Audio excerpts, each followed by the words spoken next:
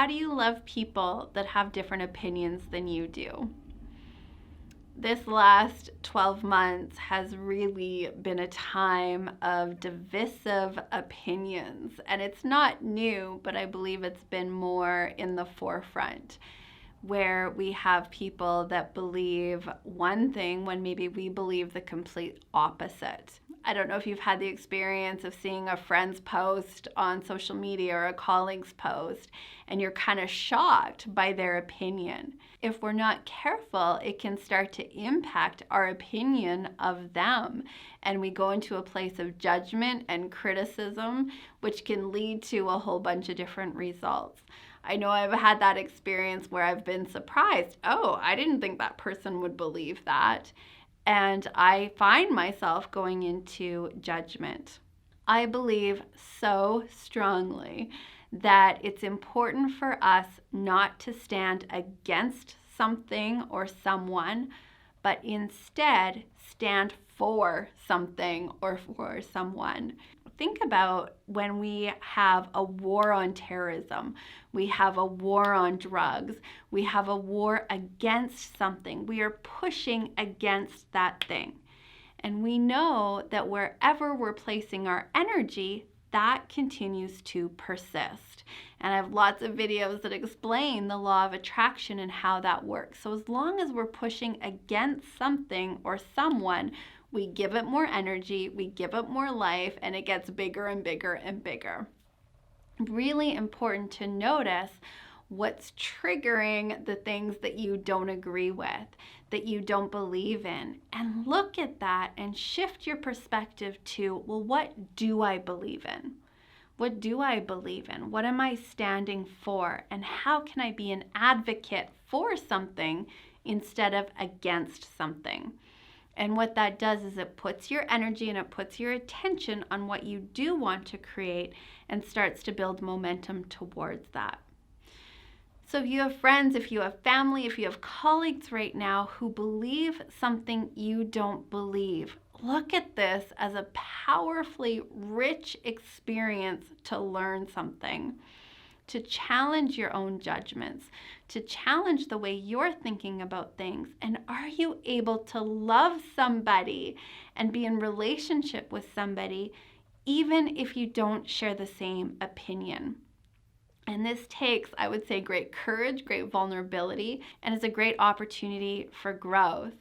I've had this experience this year where I have a friend who we have opposing beliefs on a particular subject, and it has been such a deeply rich experience for me to notice my judgments, to be open to hear a different perspective, and I have grown so much in that process.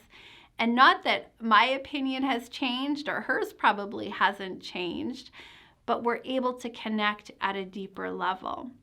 We live in a world where we need people to have different opinions, to have different perspectives, to challenge the status quo, to bring their own unique gifts and ideas to the table. We live in this collaborative world where we need each other and we need that diversity.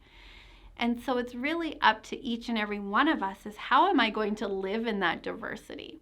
Where am I going to challenge my own biases, my own beliefs? How am I being open to hear different perspectives and to be open to receive those and what maybe is there for me to know here? We can't control other people's opinions or beliefs or ideas. What we have control over is how am I going to show up in that relationship? Am I going to grow from it or am I going to resist it? My invitation to you is to notice the next time you're in conversation with somebody who has a different opinion than you do, and to take a breath and to open up your mind and open up your heart to know that, first of all, this is another human being, that they have their own experiences, they have their own opinions, and where can you open up yourself to be more compassionate, to be more understanding? How can you grow from this experience? And as we all open our hearts to each other and we're willing to be in those conversations where we don't always agree, that's where the growth comes from. That's where we're going to is expand not only as individuals, but really on how we're showing up for each other and with each other.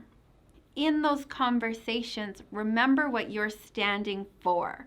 Not to push against somebody else's idea, but really stand in your believing of what is important to you and to connect with people from that place. So we're not pushing against each other, we're not fighting against each other, but we're standing for something. And as we're in that energy and we raise to that place, that's where the rich dialogue can happen. So what are you standing for? What do you believe in? What's important to you? And enter into those dialogues from that place with an open heart, with an open mind, with curiosity, and with your energy on what's important to you.